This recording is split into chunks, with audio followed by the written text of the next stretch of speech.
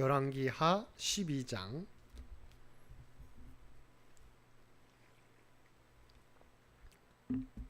우리 한 절씩 교독합니다. 예후의 제7년에 요아스가 왕이 되어 예루살렘에서 40년간 통치하니라. 그의 어머니의 이름은 시비아라 브엘세바 사람이더라.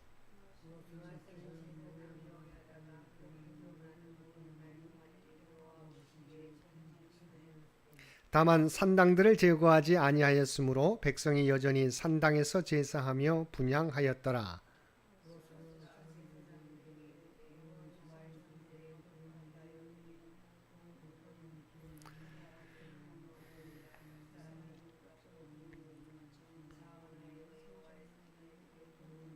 제사장들이 각각 아는 자에게서 받아들여 성전의 어느 곳이든지 파손된 것을 보거든 그것으로 수리하라 하였으나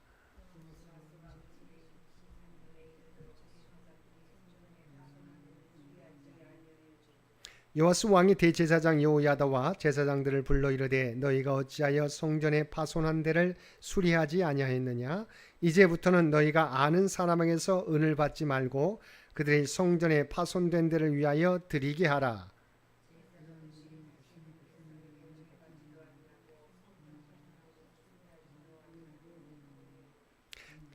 제사장 여호야다가 한 궤를 가져다가 그것의 뚜껑에 구멍을 뚫어 여호와의 전문 어기 오른쪽 곧 제단 옆에 두매 여호와의 성전에 가져오는 모든 은을 다 문을 지키는 제사장들이 그 궤에 넣더라.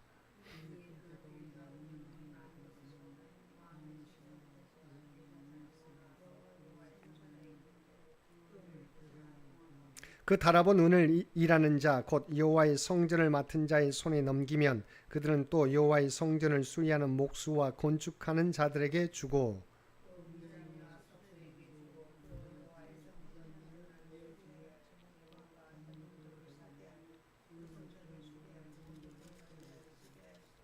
여호와의 성전에 드린 그 은으로 그 성전의 은대접이나 불집기나 주발이나 나팔이나 아무 금그릇이나 은그릇도 만들지 아니하고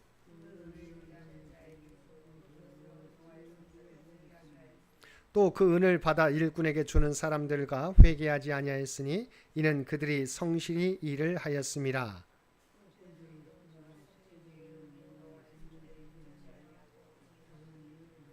그때 아람 왕 하사엘이 올라와서 가드를 쳐서 점령하고 예루살렘을 향하여 올라오고자 하므로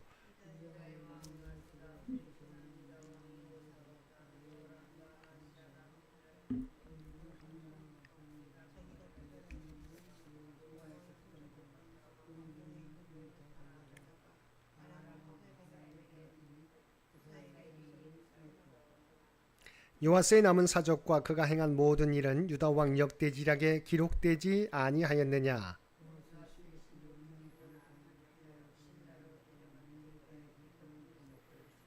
함께 읽겠습니다. 그를 쳐서 죽인 신복은 시므앗의 아들 요사갈과 소멜의 아들 요사바드였더라.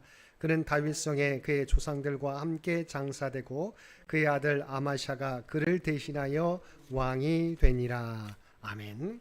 오늘도 말씀과 기도로 수요일 하루를 시작하는 모든 성도들 가운데 하나님의 놀라운 은혜가 언제나 함께하여 주시기를 주님의 이름으로 간절히 축원드립니다. 오늘 살펴볼 말씀은 열왕기하 12장의 말씀입니다. 1절에서 16절까지 말씀은 요아스의 통치 개요와 평가 및 성전 수리에 대하여 다루고 있습니다. 먼저 1절에서 3절은 요아스의 통치 개요와 그의 통치에 대한 평가를 보도하고 있습니다. 본문에 의하면 요아스는 그의 나이 7세 때인 북이스라엘 왕 예후 7년 곧 BC 835년에 즉위하여 40년을 다스렸습니다. 이런 요아스에 대한 평가는 제사장 여호야다의 교훈을 받을 동안 여호와 보시기에 정직히 행하였으나 산당을 완전히 제거하지 않음으로써 백성들로 산당에서 제사하며 분향하도록 만들었다고 기록하고 있습니다. 4절에서 16절까지 말씀에서는 요아스가 성전을 수리한 사실을 보도하고 있습니다. 여기에 보면 요아스는 백성들에게 율법에 기록된 성전세를 다시금 바치게 하고 그것으로 제사장들 주도하에 우상 숭배자 아달랴에 의해 훼손된 성전을 다시 수리하도록 명령하였으나 그의 죄이 23년이 되도록 성전 수리는 진척되지 않았습니다. 이것은 성전세를 관리하던 제사장들이 그것을 생계 등의 다른 목적으로 유용한 결과였습니다. 이에 요아스는 성전 수리에 대한 계획을 전면 수정하여 발표했습니다. 즉 성전 수리의 책임을 제사장이 아닌 다른 전담자에게 맡기고 성전세 또한 제사장이 아는 사람에게서 받는 것이 아니라 헌금궤를 제단 옆에 비치하여 백성들이 가져오는 성전세를 그곳에 넣게 한 것입니다. 이렇게 하여 성전세의 모금과 집행이 투명해짐에 따라 마침내 성전 수리가 완료될 수 있었습니다. 한편 요아스의 성전 수리는 아사 왕이 아비야 등에 의해 훼손된 단을 중수한 이래로 처음 있는 일로서 아달랴의 통치 기간 동안 백성들 사이에 만연했던 우상 숭배의 풍조를 여호와 신앙으로 돌리게 하는데 크게 기여하였을 것입니다. 이는 요아스 이후 요담 때까지 4대에 이르는 동안 남유다의 왕들이 하나님 앞에서 비교적 선을 행한 것으로 평가받은 사실로 확인할 수 있습니다. 17절에서 21절까지 말씀은 아람 왕 하사엘의 예루살렘 침공과 신하들의 모반으로 인한 요아스의 피살에 대하여 다루고 있습니다. 17절과 18절은 요아스가 아람 왕 하사엘이 예루살렘을 침공해 오자 자신을 비롯하여 선왕들이 성전에 바친 성물과 성전과 왕궁에 있는 모든 금을 다 취하여 하사엘에게 상납하고 겨우 위기를 모면한 사실을 보도하고 있습니다. 구체적으로 17절과 18절 말씀을 보면 아람 왕 하사엘이 유다를 침공하여 가드를 정복하고 예루살렘을 향하여 진군하는 상황을 묘사하고 있습니다. 이 같은 유다의 위기는 역대기 기자의 증언에 의하면 요아스가 하나님 앞에 범죄함으로 말미암아 초래된 것이었습니다.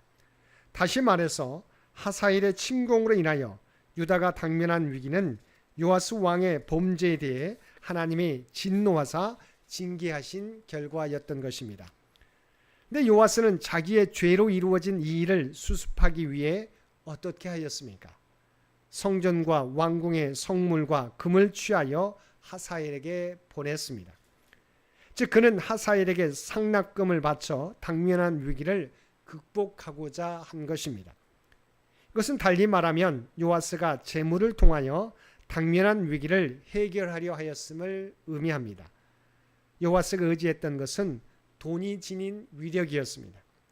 결국 하사엘이 요아스가 바친 상납금을 받고 물러감으로써 그는 자신의 생각이 옳았다고 더욱 확신을 가지게 되었을 것입니다.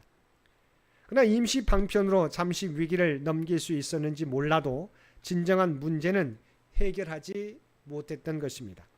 그래서 요아스는 하사엘의 침공으로 인한 위기는 극복했지만 하나님의 징계를 벗어나지는 못했던 것입니다. 바로 다음 절에서 그는 자신의 신복들에 의해 죽임을 당하고 만 것입니다. 19절에서 21절까지 말씀에서는 요아스의 신하들이 모반을 일으켜 요아스를 시해함으로써 그의 아들 아마샤가 그를 이어 유다의 제9대 왕이 되었음을 보도하고 있습니다. 한편 본문에는 언급되고 있지 않지만 하사엘의 예루살렘 침공은 요아스의 타락에 대한 하나님의 징계였습니다. 앞서 우리는 요아스가 여호야다의 교훈을 받는 동안 여호와 보시기에 정직히 행했다는 사실을 살펴보았습니다. 근데 역대기의 기록에 의하면 요아스는 여호야다가 죽자 여호와의 전을 버리고 아세라 우상을 섬기는 등 타락의 길을 걸었습니다. 그리고 그는 여호야다의 아들로서 당시의 제사장이었던 스가랴가 자신의 잘못을 책망하자 그를 성전 뜰에서 돌로 쳐 죽이는 악행을 저지르고 말았습니다. 이에 하나님은 이러한 요아스의 악행에 대한 징벌로 아람 왕 하사엘로 하여금 유다와 예루살렘을 침공하게 하신 것입니다. 또한 역대기의 기록에 의하면 그의 비극적 죽음 역시도 스가랴의 핏값에 대한 하나님의 심판이었음을 알 수 있습니다. 사랑하는 성도 여러분, 본문을 통해 우리는 하나님의 약속을 받은 의로운 다윗 집안의 왕으로 등극한 요아스가 결국에는 비참한 최후를 맞이하는 내용을 살펴보았습니다. 그는 분명 이전에 아합 왕과 연루된 악한 왕들이었던 여호람이나 아하시야 그리고 아달랴와는 다른 방식으로 통치를 시작했습니다. 하나님의 보호와 축복, 은혜 가운데서 그가 왕위에 오르는 것이 백성들 모두에게 기쁨이 될 만큼 아름다운 모습으로 출발했습니다. 이뿐 아니라 지속적으로 제사장 요야다의 가르침을 따라 남유다를 다스리며 어려운 중에도 그동안 퇴락한 성전을 보수하는 아름다운 과정도 있었습니다. 그러나 그는 끝까지 그 선하고 아름다운 길에 서지 못했습니다. 그것은 바로 자기가 받아야 될 교훈을 멀리하고 악한 도리를 따라 걸었기 때문입니다. 아무리 처음과 중간 과정이 아름답다 하더라도 마지막이 아름답지 못하다면 그가 걸어온 길에 대한 평가는 아름답지 못할 것입니다. 사랑하는 성도 여러분, 그러므로 우리는 우리들이 가야 할 길, 서야 할 길, 지켜야 할 도리를 끝까지 잃지 말고 걸어가야 할 것입니다. 믿음의 삶은 시작도 중요하고 과정도 중요하지만 더 중요한 것은 그 믿음의 삶을 어떻게 결론 맺느냐 하는 것입니다. 오늘도 매일매일 주님과 동행하는 삶을 살아가시며 우리의 마지막이 하나님께 잘했다고 칭찬받게 되는 저와 여러분 모두가 되시기를 주님의 이름으로 간절히 축원드립니다. 함께 기도드리겠습니다. 사랑과 은혜가 충만하신 아버지 하나님, 우리의 삶이 매일매일 주님과 동행하는 삶이 되게 하여 주옵소서.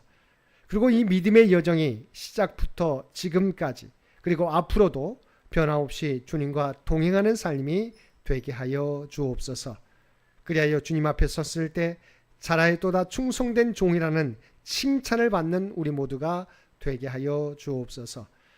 오늘도 이 나라와 이 민족을 기억하여 주시고 오직 주님의 뜻 가운데 통치하시고 인도하여 주시기를 원합니다. 본격적인 장마가 계속되는데 아버지 하나님, 이 장마로 인하여 피해를 입지 않도록 주께서 눈동자와 같이 지키시고 보호하여 주옵소서. 지난 100년 동안 창년교회를 지켜주신 아버지 하나님, 하나님의 뜻을 기억하고 하나님의 은혜에 감사하며 다음 선교 100년을 준비하는데 부족함이 없도록 우리 모두를 주의 도구로 사용하여 주옵소서. 뼈리 육신의 연약함 가운데 있는 주의 백성들을 기억하여 주시기 원합니다. 몸은 연약할지라도 그들의 중심은 늘 하나님을 향하게 하여 주옵소서. 하나님께 올려드리는 모든 기도와 예배가 흠양되게 도와주시고 정말 하나님이 기뻐 받으시는 복된 그들의 삶이 되게 하여 주옵소서. 또한 그들의 간구를 들어주시고 하나님의 놀라운 은혜 가운데 치유와 회복의 역사를 허락하여 주시옵소서. 우리 사랑하는 자녀 손들을 기억하여 주시기를 원합니다. 아버지 하나님, 주님을 의지하며 자신의 인생을 세워가게 될 때, 또한 하나님이 주신 꿈과 비전을 준비해 가게 될 때 아버지 하나님, 그들 가운데 하나님께서 친히 역사하여 주옵소서. 하나님이 주신 지혜와 능력을 통해서 하나하나 성취해 가며 하나님의 영광을 이루어가게 하여 주옵소서. 믿음의 가정들마다 직장과 사업과 사랑하는 자녀들의 앞길이 형통하게 열려지는 놀라운 역사 허락하여 주옵소서. 오늘도 우리에게 복된 하루를 허락해 주신 것 진심으로 감사드립니다. 날마다 주님과 동행하며 살아가는 우리 모두가 되게 하여 주옵소서.